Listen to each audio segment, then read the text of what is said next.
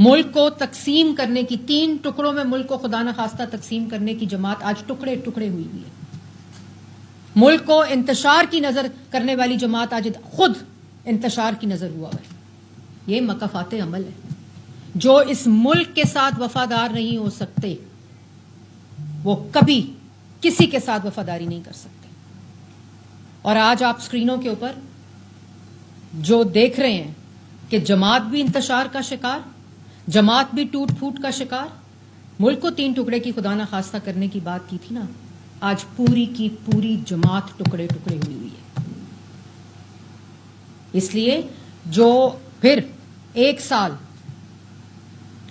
سال جو ہے دوبارہ 2018 سے 2022 فیٹف کی وائٹ لسٹ سے دوبارہ گرے لسٹ، کرپشن کے انڈس میں اضافہ، گروتھ ریٹ -%، مہنگائی کی شرح 60%.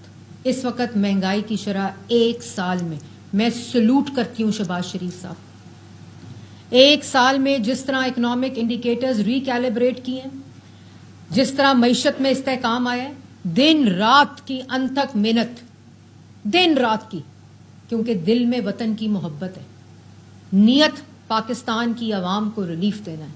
اور عجیب بات ہے کہ جب ہماری گورنمنٹ آتی ہے تو پہلے ہفتے، جب مسلم لیگ نون کی گورنمنٹ آتی ہے تو پہلے ہفتے کیا بات شروع ہو جاتی ہے؟ مہنگائی کم نہیں ہو رہی، بجلی کا قیمت کم نہیں ہو رہی، گروتھ ریٹ نہیں بڑھا. پہلے ہفتے. وہ بھائی 4-4.5 سال جو ملک کو تباہ کر کے گئے ہیں وہ یہ بات کر رہے ہیں.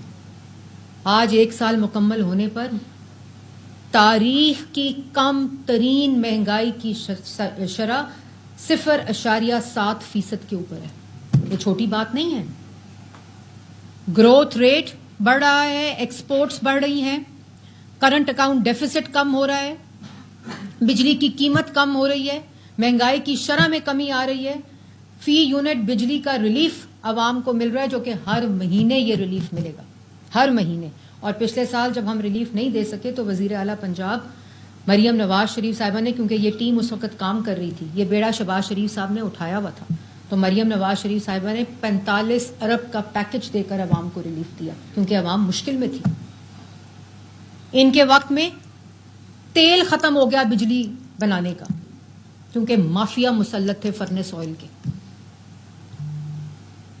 آٹا ختم، چینی ختم، سی پیک ختم، منصوبے بند، 1 کروڑ لوگ بے روزگار، 2 کروڑ لوگ پاورٹی لائن، خطے غربت کے نیچے. خان آئے گا تو پتہ نہیں کیا ہو جائے گا. یہی ہو جائے گا جو 4-4.5 سال اس ملک کے ساتھ خان صاحب کر کے گئے ہیں نا، وہی کریں گے. آج تقریر کرتے ہیں، ایک دوسرے کو گالیاں دے رہے ہیں، ایک دوسرے کو جماعت کے اندر چور چور کہہ رہے ہیں، کیونکہ سکھایا ہی، تربیتی جو انتشار کی پیداوار ہیں وہ انتشار ہی دے سکتے ہیں. جو انتشار کی تربیت ان کو دی گئی ہے وہ کوئی اور بات کر ہی نہیں سکتے.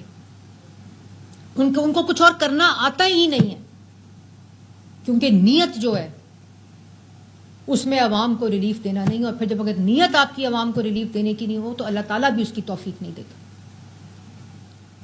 آج عوام یہ سوال پوچھتی ہے نا کہ کیا وجہ ہے 13 سے 18 تک مسلم لیگ نون، وزیر اعظم نواز ملک کو ترقی بھی دیتا ہے، سی پیک بھی لاتا ہے، روزگار بھی دیتا ہے، مفت دوائی بھی اسی دور میں ہوتی ہے.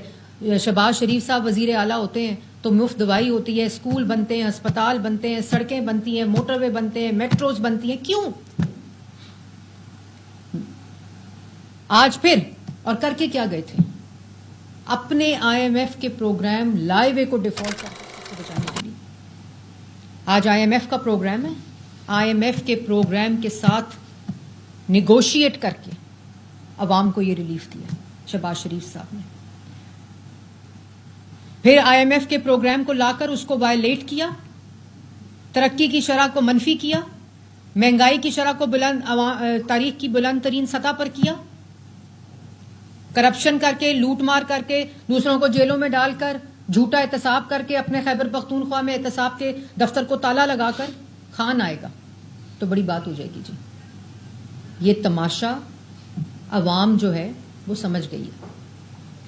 اور آج اللہ تعالیٰ کا فضل و کرم ہے، جہاں ہم اس وقت بیٹھے ہیں پنجاب کے اندر، ہر روز کوئی دن ایسا نہیں جس دن وزیر اعلیٰ پنجاب عوام کے ریلیف کا پروجیکٹ نہیں. ابھی رمضان آیا نا، ابھی رمضان آیا ہے. رمضان، صرف رمضان کے سہولت بازار میں، صرف رمضان کے سہولت بازار میں عوام کو 1 ارب 11 کروڑ روپے کا ریلیف ملا ہے.